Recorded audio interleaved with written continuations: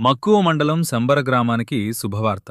శ్రీ శ్రీ శ్రీ పోలమాంబ అమ్మవారి ఆలయ అభివృద్ధికి ₹1,00,00,000 మంజూరు చేసిన మంత్రి గుమ్మిడి సంధ్యారాణి గారు, మక్కువ మండలంలోని శంబర గ్రామంలో వెలసిన శ్రీ శ్రీ శ్రీ పోలమాంబ అమ్మవారి ఆలయ అభివృద్ధి పనుల నిమిత్తం రాష్ట్ర ప్రభుత్వం తరఫున ₹1,00,00,000 నిధులను మంత్రి గుమ్మిడి సంధ్యారాణి గారు మంజూరు చేశారు.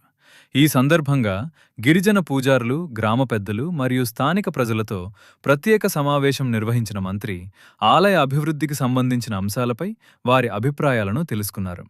ఆలయ సంప్రదాయాలకు ఎలాంటి భంగం కలగకుండా అభివృద్ధి పనులు చేపట్టాలని అధికారులకు సూచించారు. మంత్రి సంధ్యారాణి గారు మాట్లాడుతూ, గిరిజనుల ఆచారాలు, సంస్కృతి, సంప్రదాయాలు మరియు ఆధ్యాత్మిక విశ్వాసాలకు ప్రభుత్వం ఎల్లప్పుడూ అండగా ఉంటుందని తెలిపారు.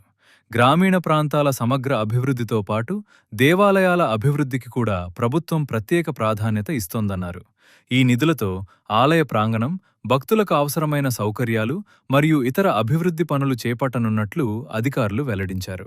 ఇక్కడ గిరిజన జాతర ఒకటి జరుగుతుంది. అది రాష్ట్ర పండుగగా మనం గుర్తించాం కాబట్టి ఆ గుడి చాలా చిన్నదిగా ఉంది కాబట్టి ఆ గుడికి అభివృద్ధికి మనం ఖచ్చితంగా డబ్బులు ఇవ్వాలి.